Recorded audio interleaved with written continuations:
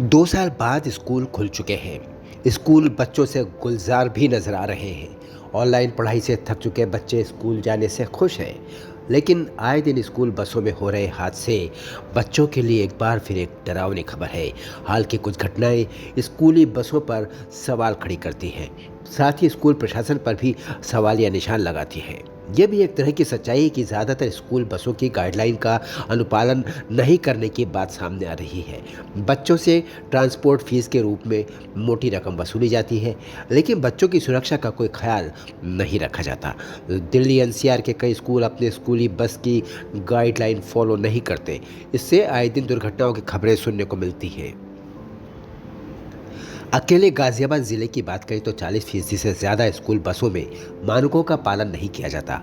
खास बात यह है कि इनका फिटनेस प्रमाण पत्र अपनी मियाद खत्म होने के बावजूद चलता रहता है और स्कूल संचालक इस पर गौर नहीं करते, जबकि संबंधित विभाग इनको नोटिस तक जारी कर चुका होता है। हाल में एक मोदी नगर में बस हादसा हुआ जिसमें बच्चे की मौत हो गई।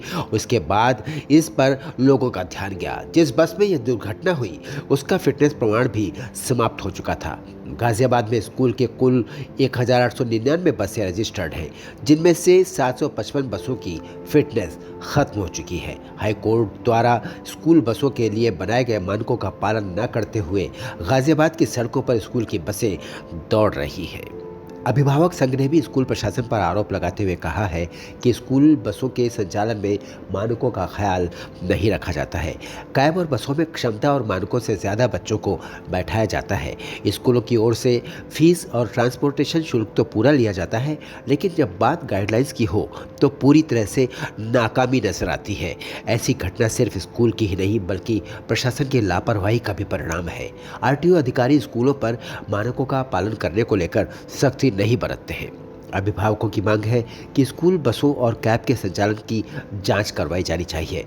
जो स्कूल मानकों का पालन नहीं कर रहे हैं उनका खिलाफ कार्रवाई करते हुए उनका लाइसेंस भी रद्द किया जाना चाहिए, ताकि भविष्य में मोदी नगर जैसे हादसों पर लगाम लग सके। आप ये समझिए कि नियम क्या कहते हैं। स्कूल बसों के लिए क्या मानक तय किए गए हैं। स्कूल बस में स्पीड गवर्नर होना ज़रूरी है ताकि चालक बस को अधिक स्पीड में ना दौड़ा सके। इमरजेंसी गेट ऐसा होना चाहिए जो हादसे के समय आसानी से खुल सके। खिड़की में शीशे के आगे ग्रिल या जाली लगी हो ताकि बच्चे का हाथ या सिर बाहर ना निकल सके। 15 साल से अधिक पुरानी बस का बच्चों के लिए इस्तेमाल नहीं होना चाहिए। बस में चढ़ने के लिए लगाए गए पायदान की सड़क से ऊंचाई ज़्यादा नहीं होनी चाहिए। बस में अग्निशमन उपकरण और बच्चों के बैग टांगने के लिए हैंगर ज़रूर लगे होने चाहिए। बसों के 3 तरफ स्कूल का नाम और नंबर लिखा जाना भी अनिवार्य होना चाहिए। बच्चों के साथ बस में टीचर भी होना चाहिए।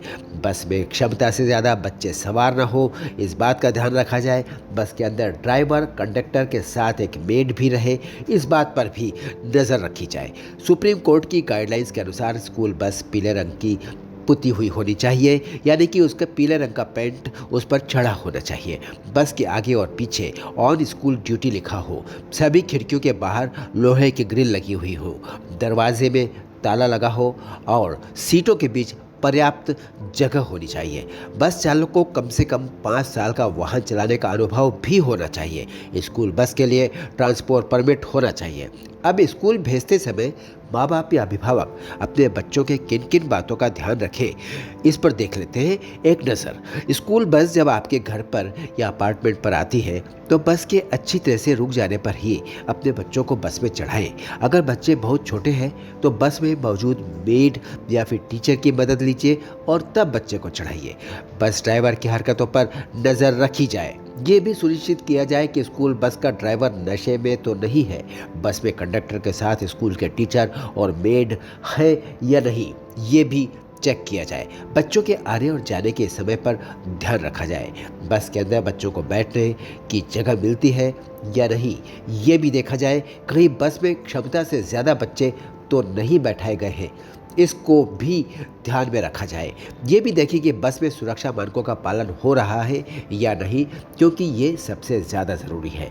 इस तरह थोड़ी सी सावधानी और सूझबूझ से हम अपने नौनिहालों का ख्याल रख सकते हैं और किसी अनहोनी से उनकी रक्षा कर सकते हैं। इसके लिए आपके साथ साथ बच्चों को भी जागरूक होना चाहिए।